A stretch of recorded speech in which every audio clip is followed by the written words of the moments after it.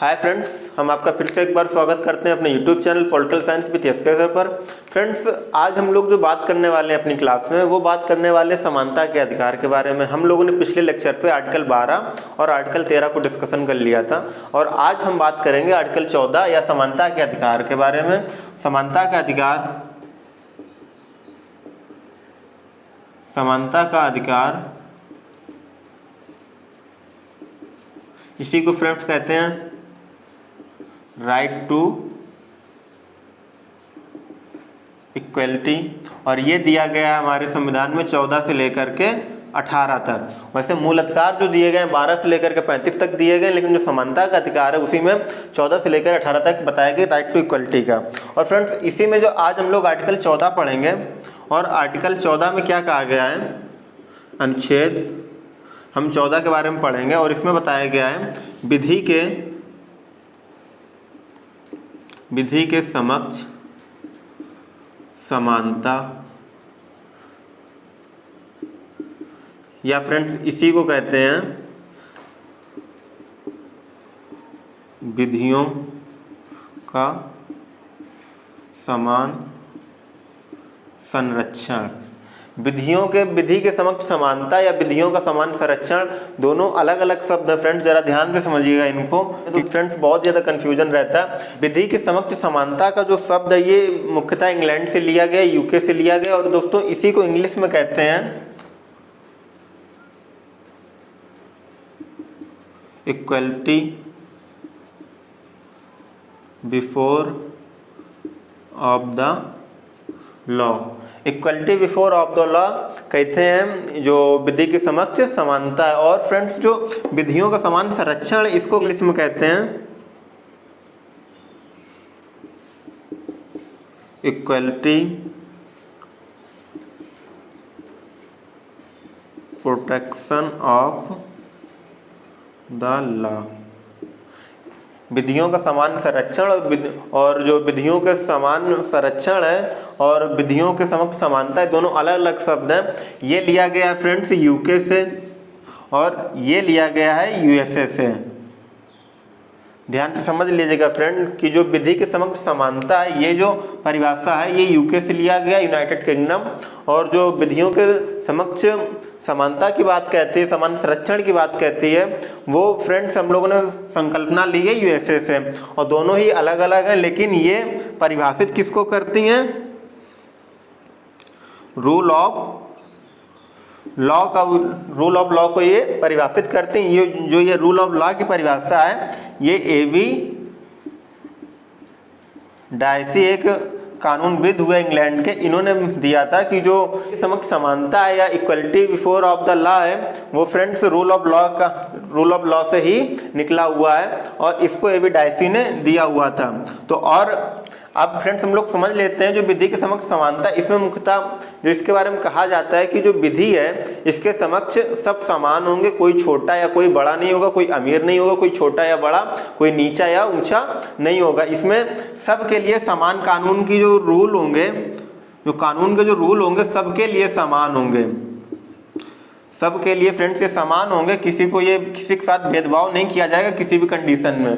जो rule of law की एक परिभाषा है कि जो विधि के समक्ष समानता होगी, equality before of the law होगी, वो सबके लिए समान होंगे, किसी के साथ किसी भी प्रकार का भेदभाव नहीं किया जाएगा। अगर कानून के समक्ष किसी ने गलती की है, चाहे वो अमीर हो या गरीब हो, वो उसके समक्ष बराबर ही माना जाएगा। उसको जितनी सजा अमीर को मिल रही होगी उतनी सजा गरीब को दी जाएगी अगर उसने कोई कानून के समक्ष गलती की है। दोस्तों अब हम लोग बात करेंगे विधियों के समान संरक्षण की बात करेंगे, और इसमें देखेंगे कि जब किसी व्यक्ति ने कोई गलत काम किया है, कोई गुनाह किया है, कोई रूल तोड़ा है फ्रेंड्स, तो उसमें अगर वो उसने कोई रूल तोड़ा है तो उस समय की क्या परिस्थितियां रही थी और उस व्यक्ति की क्या मनोदशा रही होगी, तो उस पर अध्ययन किया जाता है। इसीलिए फ्रेंड्स कहा जाता है विधियों के समक्ष, विधियों का जो होता है समान संरक्षण की बात करता है। इसमें अब जैसे कोई व्यक्ति है वो एक पैर से चल नहीं पाता है, कोई व्यक्ति है एक पैर पे चल नहीं पाता है, फिजिकल हैंडीकैप्ड है, अगर उसने कोई गलत कृत्य कर दिया है तो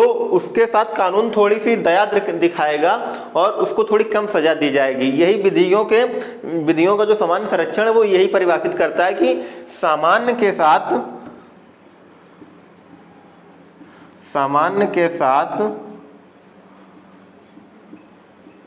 समान व्यवहार और असामान्य के साथ सामान्य व्यवहार नहीं करेंगे। जो इसकी मोटी मोटी भाषा है वो फ्रेंड्स वो यही है कि जो विधियों के समक्ष समान संरक्षण है या विधियों का समान संरक्षण है, उसमें मोटी मोटी भाषा में बात यही कही जाएगी कि जो सामान्य के साथ सामान्य व्यवहार किया जा सकता है, जो ऊंचा है, गरीब है या इन लोगों के साथ तो सामान्य व्यवहार किया जा सकता है, लेकिन अगर कृत्य करने वाला व्यक्ति असमान है, किसी भी प्रकार से अक्षम है किसी भी कार्य को करने के लिए, अगर उसने कोई काम कर दिया है तो उसकी जो सजा देने की जो प्रक्रिया होगी उसमें थोड़ी ढील दी जा सकती है। इसी को कहा जाता है friends equality protection of law, विधियों का समान संरक्षण, ये हम लोगों इसको कहते हैं। और ये इसमें फ्रेंड्स नकारात्मकता झलकती है और इसमें सकारात्मकता झलकती है, पॉजिटिव वे में लिया जाता है। और फ्रेंड्स इसमें अपवाद भी हैं कुछ, जैसे इसमें कहा गया विधि के समक्ष जो समानता होगी सब एक समान होंगे, कानून की जो रूल होंगे सबके लिए एक समान होंगे, लेकिन इसमें कुछ अपवाद हैं। वो अपवाद फ्रेंड्स कौन से हैं, हम लोग थोड़ा सा बात उस पर कर लेते हैं। आर्टिकल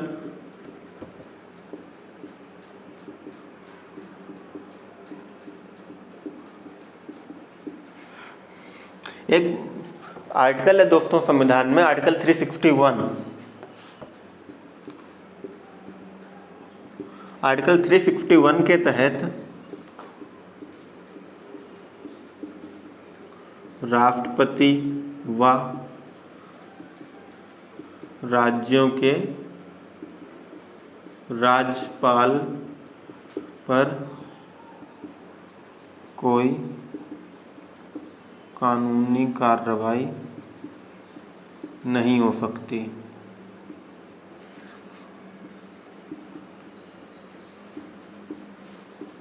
जो फ्रेंड्स आर्टिकल 361 है इसमें कहा गया है कि जो राज्यों के राज्यपाल हैं और जो केंद्र में राष्ट्रपति हैं इनके खिलाफ किसी भी प्रकार की कानूनी कार्रवाई नहीं की जा सकती फ्रेंड्स। और इसमें एक बात नोट करके लिख लीजिएगा, ये फौजदारी के मामलों में बात कही गई है।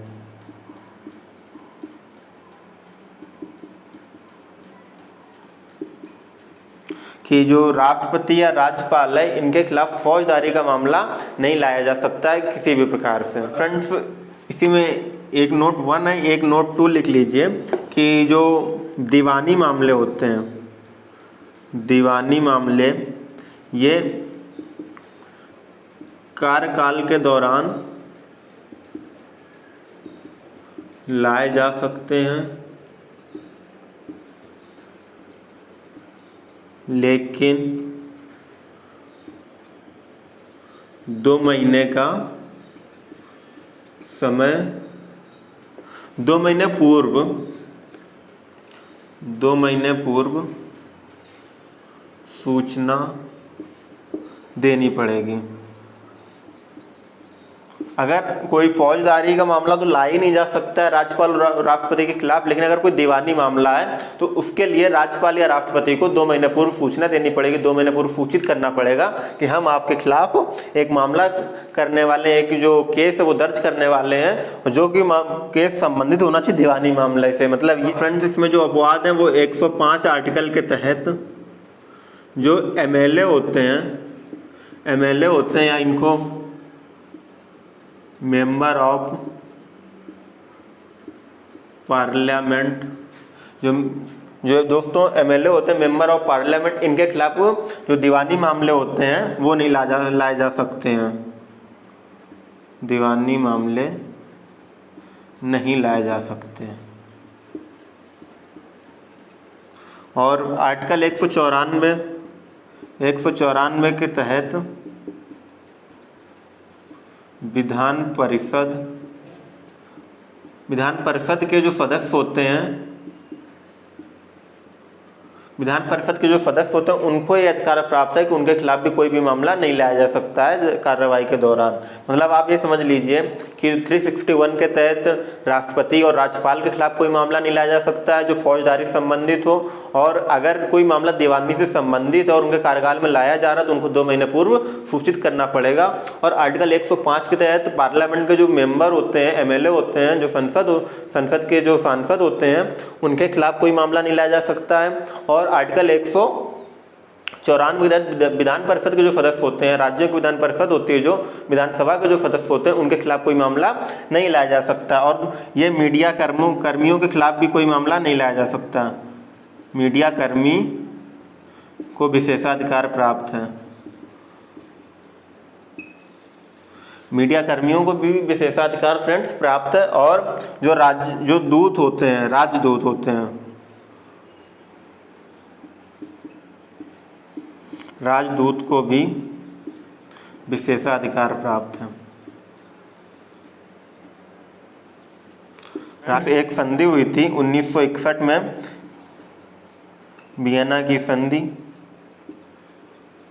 जिसके तहत जो राजदूत होते हैं किसी भी देश में, उनके खिलाफ भी कोई इस तरह का कानून, इस तरह का कोई केस नहीं लाया जा सकता है, जो कि अपवाद है फ्रेंड्स आर्टिकल 14 के। और जो फ्रेंड्स मीडिया कर्मी को विशेषाधिकार प्राप्त है, ये 361 का एक आर्टिकल है जो 361 के तहत राष्ट्रपति को प्राप्त है। उसी तरह से फ्रेंड्स 361 का एक ए आर्टिकल है, सब आर्टिकल, उसके तहत मीडिया कर्मी को भी विशेषाधिकार प्राप्त करवा दिया जाता है। इस तरह से फ्रेंड्स आर्टिकल 14 के इतने अपवाद हैं। अब हम लोग आर्टिकल 15 के बारे में पढ़ेंगे।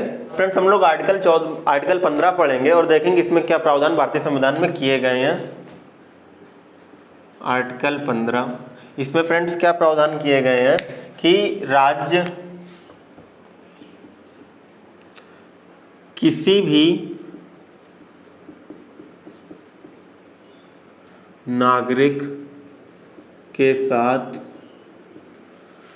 राज्य जो है फ्रेंड्स, ये राज्य वही राज्य जिसकी परिभाषा आर्टिकल 12 में दी गई है। और फ्रेंड्स ये जो नागरिक लिखा हुआ है, इसमें ध्यान से समझ लीजिएगा कि यहाँ पे जो बात की नागरिक की गई, ना कि बात व्यक्ति की गई। जो आर्टिकल 14 पढ़े थे हम लोग, उसमें व्यक्ति को जो अधिकार मिले थे कि कानून के समक्ष जो समानता वो व्यक्ति को मिल रही थी, लेकिन यहाँ पे हमने बात की नागरिक की। जो भारत का नागरिक होगा ये अधिकार सिर्फ उसी को मिलेगा। और किसी नागरिक के साथ धर्म, जाति या लिंग या जन्म स्थान, मूल वंश और जन्म स्थान के आधार पर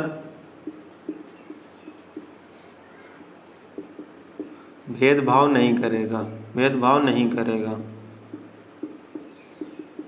जो फ्रेंड्स राज्य है जिसकी परिभाषा आर्टिकल 12 में दी गई है, उसमें कहा गया है कि जो आर्टिकल 15 में कहा गया है कि जो राज्य है वो नागरिक के साथ, मतलब धर्म के साथ, अगर वो किसी भी धर्म का हो, हिंदू हो, मुस्लिम हो, सिख हो, ईसाई हो या जैन हो, बौद्धिस्ट हो, उसके साथ किसी भी प्रकार का भेदभाव नहीं करेगा। या किसी भी जाति का हो, महिला हो या पुरुष हो, यानी किसी भी लिंग का हो, कोई भी मूल वंश उसका हो, कोई किसी भी वंश से वो संबंधित हो, या फिर उसका जन्म भारत के किसी भी हिस्से में हुआ हो, उसके आधार पर राज्य उसके साथ भेदभाव नहीं कर सकता। ये अब फ्रेंड्स हम लोग बात करेंगे आर्टिकल 15 का सेकंड। ये आर्टिकल 15 का फर्स्ट था।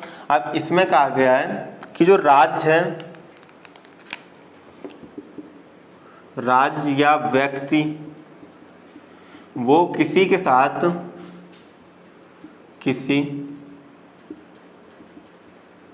सार्वजनिक जगह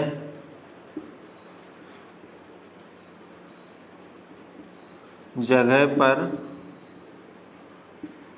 भेदभाव नहीं करेगा। जो राज्य फ्रेंड्स या कोई व्यक्ति है वो किसी भी नागरिक के साथ, फ्रेंड्स ये भी अधिकार नागरिक को ही मिले हुए हैं, किसी भी नागरिक के साथ, मतलब जैसे कोई सार्वजनिक कुआं है,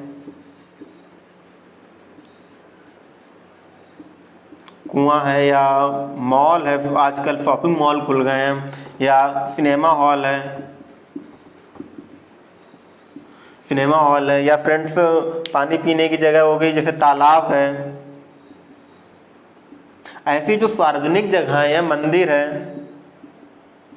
मंदिर या स्कूल, इनमें व्यक्ति के साथ या राज्य या कोई भी व्यक्ति किसी भी नागरिक के साथ कोई भेदभाव नहीं करेगा, जो सार्वजनिक जगह है फ्रेंड्स। अब हम लोग बात करेंगे आर्टिकल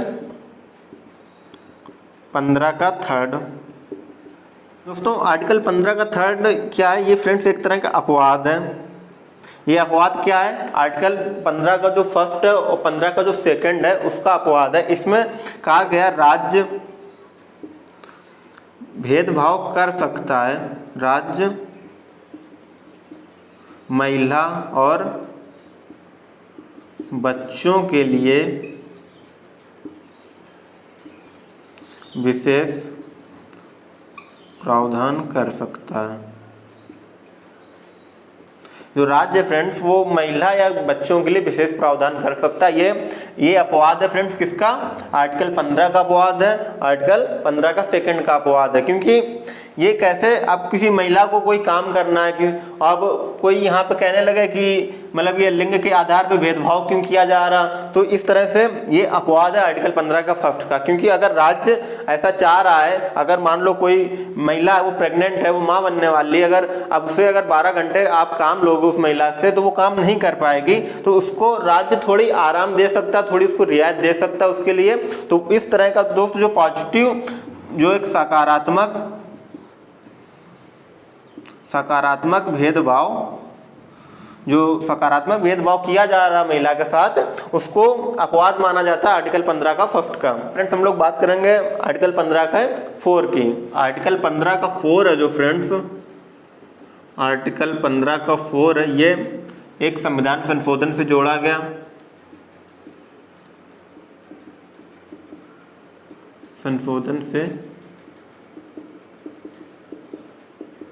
ये संविधान संशोधन से जोड़ा गया था। कब हुआ था फ्रेंड्स? 1951 में फर्स्ट कैब हुआ, कॉन्स्टिट्यूशनल अमेंडमेंट हुई दोस्तों, जो उसके तहत ये जोड़ा गया था। और ये एक केस हुआ था फ्रेंड्स, आपको अभी हम आगे पढ़ेंगे, राज्य के नीति निर्देशक तत्व पढ़ेंगे, उसमें एक आर्टिकल है फ्रेंड्स 46। ये कहाँ पे है?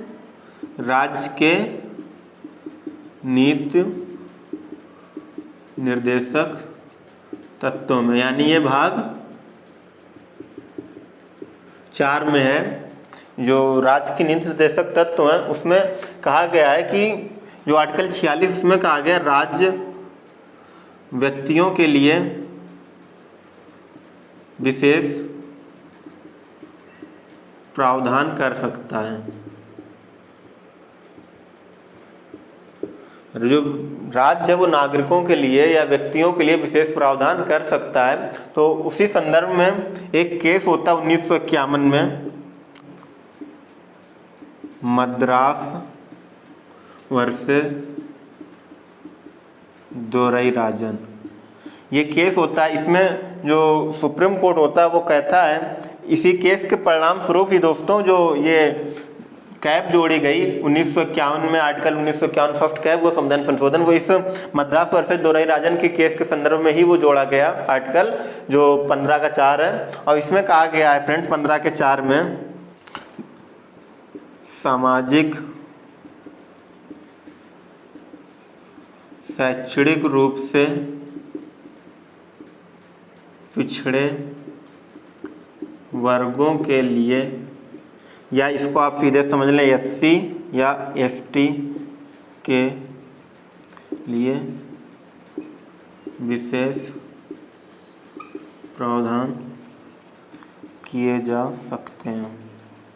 आप जो फ्रेंड्स देखते हैं कि जो विश्वविद्यालयों में या जो उच्च संस्थान होते हैं, उन जो एससी या एसटी वर्ग के लोगों को आरक्षण दिया जाता है, वो फ्रेंड्स इसी आर्टिकल 15 के 4 के तहत दिया जाता है। और जिसमें कहा गया था कि सामाजिक या शैक्षणिक रूप से पिछड़े वर्गों के लिए पिछड़े वर्गों में फ्रेंड्स ओबीसी के अलावा SC ST भी आ रहे हैं के लिए विशेष प्रावधान राज्य कर सकता है। इसी के तहत जो आज हम लोगों जो SC STों को जो आज आरक्षण मिलता है वो उसी आर्टिकल के तहत मिलता है फ्रेंड्स। इसी जो संविधान संशोधन हुआ तो 1951 मद्रास वर्सेज दुराई-राजन, इसमें कहा गया था आर्टिकल 340 के तहत जो राष्ट्रपति है वो एक ओबीसी आयोग की स्थापना करेगा, एक ओबीसी आयोग का गठन करेगा, और 341 के तहत एक SC आयोग की स्थापना करेगा और 342 के तहत ST आयोग की स्थापना करेगा। जब ये आयोग बन जाएंगे, क्योंकि अब यहाँ पे बात एक हो गई ना